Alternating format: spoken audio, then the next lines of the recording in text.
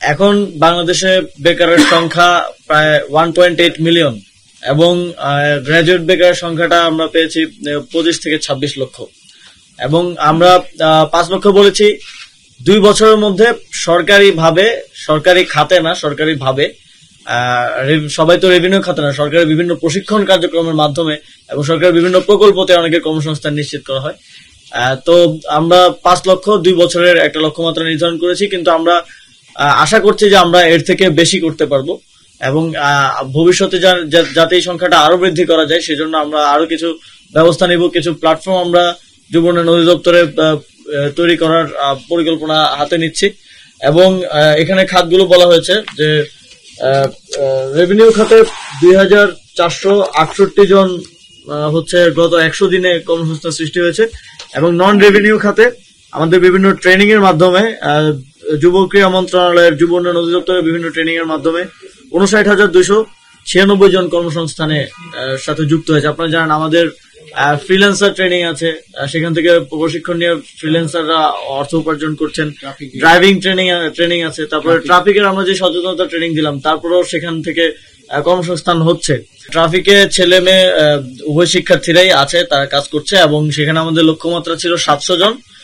তার মধ্যে ইতিমধ্যেই কাজে যুক্ত হয়ে গেছে 214 জন। মূল্যায়নের বিষয়টা সবসময় জনগণের কাছে। আমরা আমাদের এই সরকারের একটা মূল ভিত্তি হচ্ছে গণ-অভ্যুত্থান এবং জনসমর্থন এবং সেজন্যই আমরা তো বলে থাকি যে ক্রীড়ার ক্ষেত্রে হোক কিংবা সরকারি বিভিন্ন জায়গায় জবাবদিহিতা আমরা নিশ্চিত করবো, কিন্তু আমরা কার কাছে জবাবদিহি দিতে বাধ্য? আমরা জনগণের কাছে জবাবদিহি দিতে বাধ্য এবং সেই জায়গা থেকে 100 দিনের কাজের রিপোর্টটা আমরা প্রকাশ করলাম। কতটুকু ভালো করতে পেরেছি, কতটুকু করতে পারিনি সেটার মূল্যায়নটা জনগণের। তবে আমার দিক থেকে আমার মনে হয় আরো কাজ করার সুযোগ ছিল, কিন্তু আমরা অনেক ধরনের ফায়ার ফাইটিং এর মধ্য দিয়ে গিয়েছি। আপনারা দেখেছেন যে যদি 10 দিন হয়, 10 দিনের মধ্যে 7 দিন আমাদেরকে বিভিন্ন প্রবলেম, আনওয়ান্টেড বিভিন্ন প্রবলেম সলভ করতে ব্যয় করতে হয়েছে, আর 3 দিন আসলে আমরা মূল কাজটা করার সুযোগ পেয়েছি। আমি বলবো যে 100 দিনের মধ্যে 30 দিন হয়তো একদম মন্ত্রণালয় কেন্দ্রিক যেই পলিসি কাজগুলো সেগুলো করার আমরা সুযোগ পেয়েছি। বাকি সময়টা আমাদের বিভিন্ন সমস্যা সমাধানে আসলে গেছে এবং একটা ট্রানজিশন পিরিয়ড এরকমই হওয়ার কথা, এটাই স্বাভাবিক। তো সেক্ষেত্রে আমরা অনেকগুলো চ্যালেঞ্জ ফেস করেছি।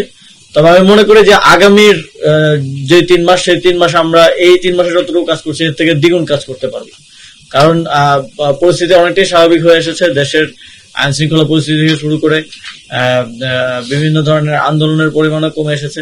তো সেই জায়গা থেকে ওই বিভিন্ন আনওয়ান্টেড প্রবলেম যেটা আসলে আমাদের কাজ না, সেগুলোতে এখন সময়টা কম ব্যয় হবে এবং আমরা আমাদের মূল কাজে ফোকাস করতে পারবো। রাষ্ট্র সংস্কার এবং দেশ পুনর্গঠনে আপনারা জানেন 10টি কমিশন গঠন করা হয়েছে এবং কমিশনগুলোর সাথে প্রায় নিয়মিতই আমাদের মাননীয় প্রধান উপদেষ্টা সহ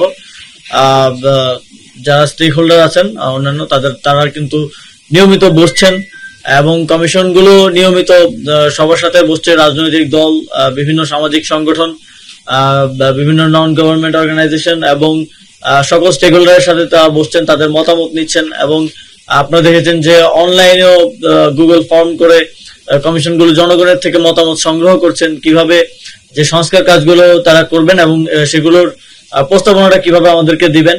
তো আমরা আশা করি যে গিভেন টাইমলাইনের মধ্যে 3 মাসের যে সময়টা দেওয়া হয়েছে তার মধ্যে সরকারের কাছে একটা প্রস্তাবনা আসবে এবং তারপর সরকার ও স্টেক হোল্ডার কনসালটেশনের মাধ্যমে সেগুলো বাস্তবায়নের পথে আগাতে পারবে।